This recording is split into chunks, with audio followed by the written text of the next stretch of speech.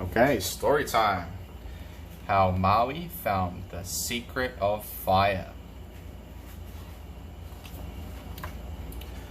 One evening, Maui gazed into his fire and wondered what would happen if all the fires went out. He had never seen anyone light a fire other than from another fire. When everyone was asleep, Maui, the trickster, took gourds of water and put out every fire in the village. In the morning, the people were furious with Maui. "You stupid mischief," they said. "Now you must go south to the volcano and get us more fire." Nobody would go with Maui, but as he walked along, his only friends, the birds, joined him. There was Hihi, Rupe, Tui, Pi Waka Waka. Huia flew to him, and Kiwi and Pukeko wanted to come too.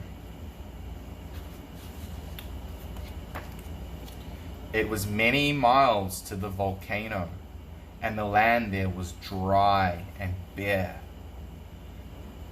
Deep in the heart of the smoking mountain, Maui could see a flickering flame.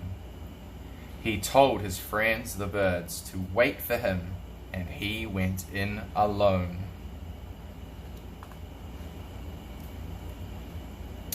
He climbed over the rocks and saw an old woman crouched over a fire.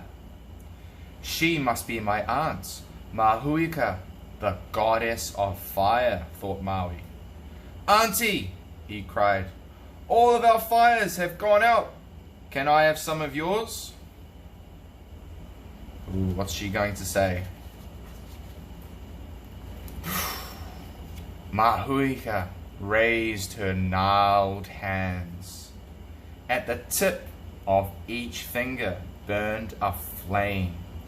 She plucked one from her thumb and gave it to Maui. "Take good care of this flame, Maui. It is sacred," she said.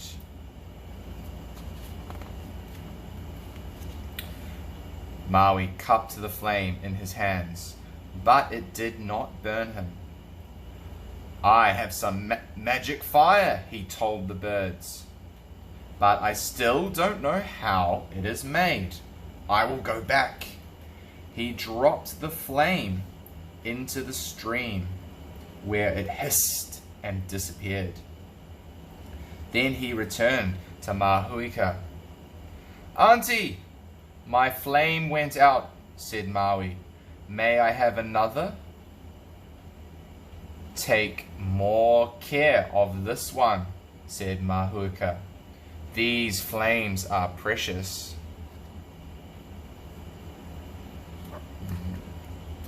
But Maui only took it back to his friends, the birds, and dropped it in the stream. "I will use all her flames and find out how she makes them," said Maui. Again and again he returned to Mahuika. Each time he had a different excuse why the flame went out. "I dropped it. The wind blew it out. A bird swooped down and took it. It started raining and it went out." Look, you can see how many she has left. 1, 2, 3, 4, 5, 6. 1, 2, 3, 4, 5. 1, 2, 3, 4. 1, 2, 3. "I tripped and dropped it.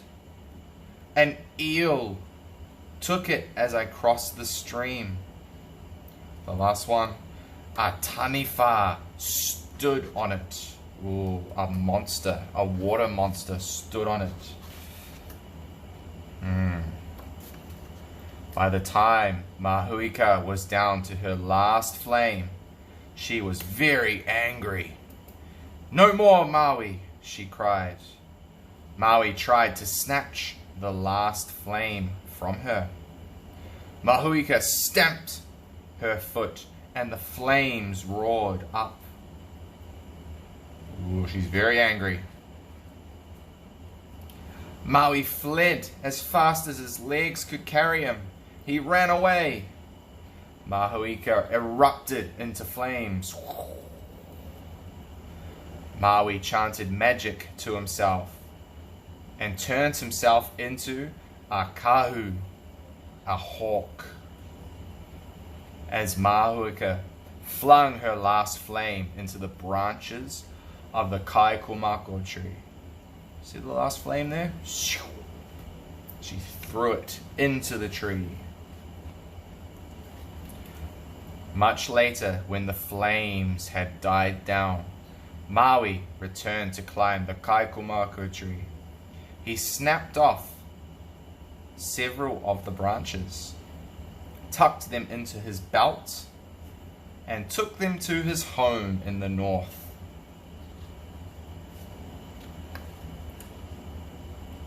I think Mahuika's last flame is hiding in this wood, said Maui. He took a piece of hard mahui wood and rubbed it against the kaikumako. Come out, flame, he breathed, and rubbed faster and faster.